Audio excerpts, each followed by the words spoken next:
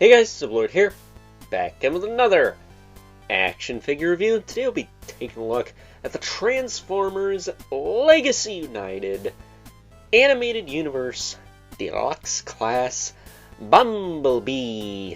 Buzz. Brought to us by the fine folks over at Hasbro, and much like I said before in my Optimus Prime review, yes, I told you guys I was going to be all in on these, and well, at the moment I'm only missing Prowl and Waspinator, aka Stinger. Once I have those, I think I'm all caught up. Actually, no, there's a Wreck-Gar too, isn't there? But they're definitely flushing out this animated roster. Not for nothing, though. Unlike the Transformers Prime universe, we almost have all the Autobots. Unless you want to sub in the Transformers Prime version of Bulkhead, all we need is Bulkhead, and then we have that core team. Of course, there are the later characters like Ultra Magnus, Autobot Jazz, Blur, those twin jet guys that combine, and of course Sentinel Prime, who is a pompous a-hole with his giant crimson chin, Jay Leno looking chin. And I hope they make that version at some point.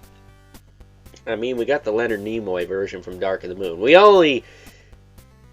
It's like we're only missing that one at this point. So, with that being said, before we get too far ahead of ourselves with wish lists and whatnots, why don't we cut right to the chase and get into the meat and taters of this review and take a look-see at all B has to offer in terms of accessories, starting off with a couple of blasters,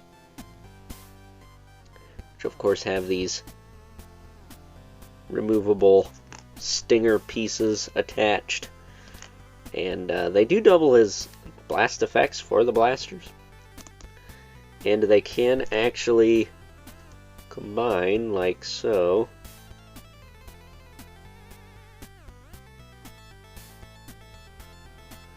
Like that. I'm not going to put it all the way together because it is a freaking pain in the nerve to get that apart. But you combine it together, and then you can take him, you can flip this panel out, fold his hand up, and there is a port there at a weird angle, might I add, that you can plug this into to give him his animated stinger blaster. But why is it pointing down?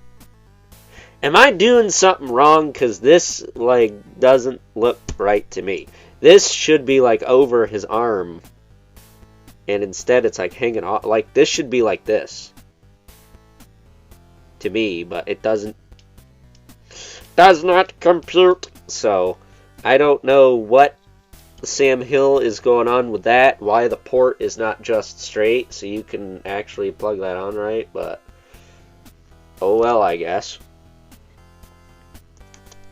So that is a pretty big fail, but other than that, this figure is a pretty big win, because for a little guy, he is ridiculously posable. I swear, this guy is probably, if not the same, then maybe a little bigger, maybe a little smaller than the Earthrise Bumblebee, which is the only other Bumblebee, like modern Bumblebee I have. I don't have it handy, but in robot mode, he's about neck and neck with him. So as far as articulation goes, his head will rotate. It can also tilt up really far. Like, holy crap. You can look all the way up. Then, of course, you get a little bit of tilt out of that, which makes sense for this version of Bumblebee. He was a bit of a wise guy. And also, keep in mind, this show came out not long after the 07 movie, so to hear Bumblebee talking like in fluent sentences or full sentences, it was kind of trippy for me because I was just used to him letting out beeps and boops. Said his shoulders can rotate back and forth. Well, forward anyways. I don't know what the deal with these shoulders is. There's something keeping them from going back as far as they could. He does have a swivel there, or a hinge that allows him to go out. He's got a bicep swivel. He's got a pseudo double jointed elbow that can bend pretty well. He's got swivel wrists. This little bugger's got swivel wrists. So that's impressive. He's also got a waist twist. There are some bigger figures that don't even have that. Hips can kick out. Now that far. Back down. They can kick forward. They can kick way back. Holy cow. He's got a single jointed knee. And these kneecaps are actually hinged, so you can pop them down. It will pop the leg apart a little bit when you do that, though, so be mindful of that when you're doing that. I didn't think it did that before, but now it's doing it, and it's kind of annoying. So you can easily like cover this up if you wanted to, but just keep in mind that the leg panel is not going to fit just right unless you have it at a certain angle. So there you go. You can bend the knee, you can cover it up, but really it's not that big a deal, so I don't mind it. He does have a ankle tilt. You kind of got to dislodge to get it to work, but it does work. You can hinge back and forth as well. And then, oddly enough, the front of his alt mode is on the back, and the what look like heel spurs are on the front. I don't know why that is. You would think they would have just put those on ball joints so you could rotate them around.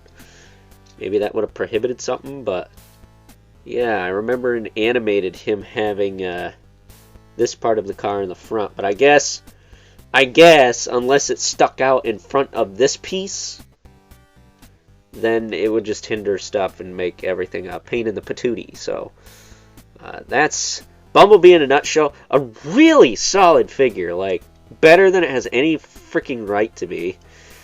At this size, at this price point, it's like, what?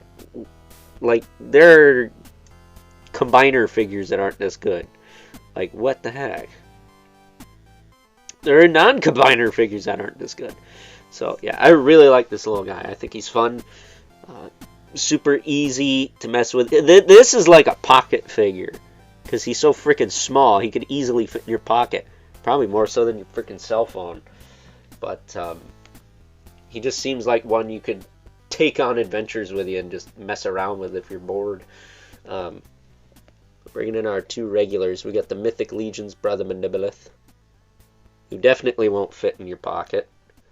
Neither will the infamous 11 Spawn, who, as usual, towers over everyone, including your iPhone. So, with that being said, it's time now that we wrap things up with some final thoughts. Overall, and aside from the stinger blades connecting at a weird angle on the arm, I have to say that good old Bumblebee here is another fine addition to the animated universe subline that the fine folks over at Hasbro have to offer in their current Transformers, well, offerings. Not only does he look incredibly accurate to his animated counterpart, but he is a super fun little figure. Despite his stature, he is super posable, arguably more posable than some of the larger Transformers figures we looked at on the channel. And while I don't think he's as strong as the Voyager class Optimus Prime from this very same subline, I think he will be a perfect companion piece to that figure. So, with that being said, before we wrap this sucker up, why don't we get this guy transformed and take a closer look at his vehicle mode.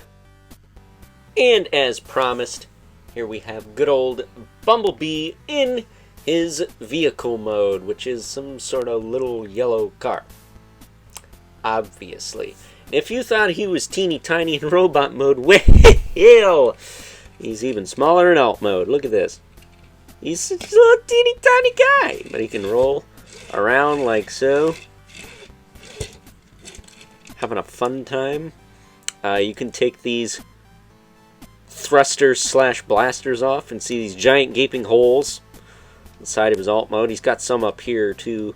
That's about the only gripe I have, is those holes are very large and in charge, so they're kind of hard to get past, but I mean, you can at least put these up here, and those are covered. And not for nothing, he did look like this in the show later on.